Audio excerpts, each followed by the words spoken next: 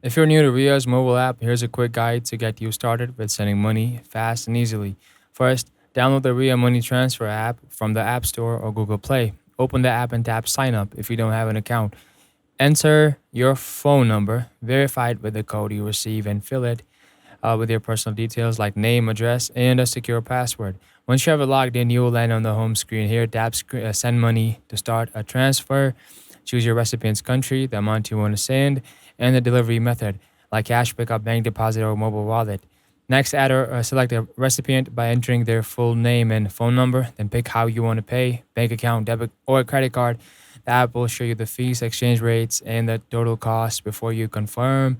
To track your transfers, go to the Activity or Transfers tab, where you can see real-time updates on your payment status. You can also tap Recipients to manage saved contacts, make future transfers faster. But you need help, well, tap the chat icon or visit your profile section to find customer service contact options.